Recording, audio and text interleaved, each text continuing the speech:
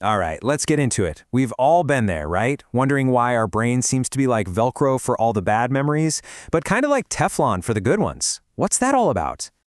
You know exactly what I'm talking about. It's the middle of the night, and for some reason your brain decides now is the perfect time to replay that one super awkward thing you said, like 5 years ago. Well, it turns out you're not going crazy. You're not alone, and there's a really solid reason your brain does this to you. To really understand why, we've got to go back, way back. You have to think about your brain's basic operating system. It wasn't designed for a world of stressful emails and social media anxiety. Nope, it was designed for a world with, well, saber-toothed tigers. It all comes down to this one core idea, the negativity bias. And listen, this isn't a flaw in your programming, it's a feature. Think about it. Our ancient ancestors who spent more time worrying about that strange rustle in the bushes than admiring a pretty sunset, yeah, they're the ones who survived. Your brain is just running that exact same super old software. So how does the brain actually do this? How does it flag these bad memories for VIP treatment? Well, it all kicks off in this tiny almond-shaped part of your brain called the amygdala. This thing is your personal threat detector.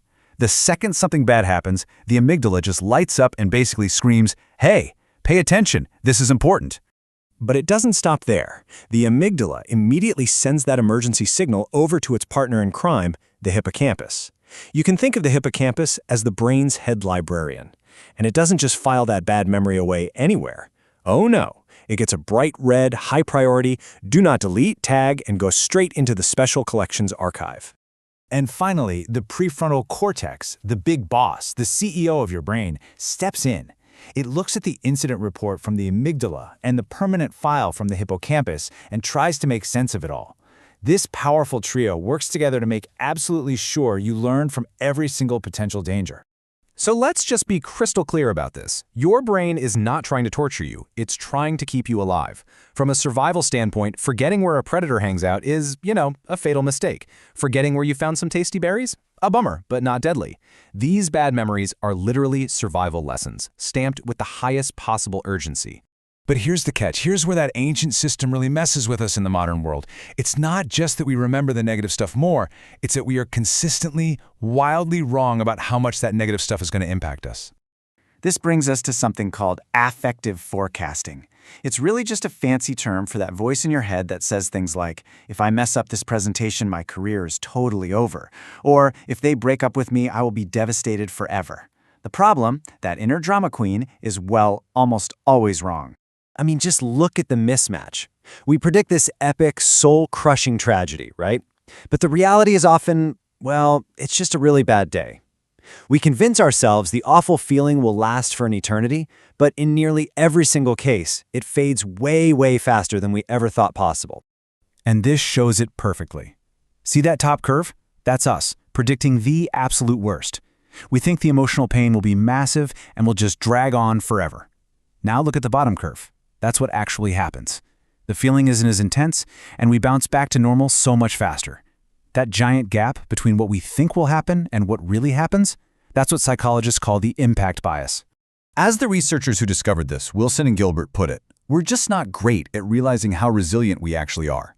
We get so hyper-focused on the bad event itself that we totally forget about everything else in our lives that will soften the blow. Our friends, our family, our hobbies, even just the fact that our favorite show has a new season coming out. Okay, so this all sounds pretty bleak, doesn't it? If our brains are literally built to obsess over bad things and then blow them way out of proportion, what are we supposed to do? Are we just stuck like this? No, absolutely not. And this right here, this is the most important part of this whole thing, because the exact same brain that's wired to keep you safe is also brilliantly wired for recovery. So let's talk about the solution. Turns out you have a hidden superpower that you probably don't even know you have. It's called your psychological immune system. Think about it this way. Your physical immune system is always working in the background, fighting off germs, and you don't have to do a thing. Well, your psychological immune system does the exact same thing for your emotions. It's your brain's automatic healing software, constantly working to get you back to feeling okay. So what's its secret weapon? It's a process that researchers call sensemaking. And this is how your brain takes the sting out of a bad memory. Here's how it works. A bad thing happens and you feel awful.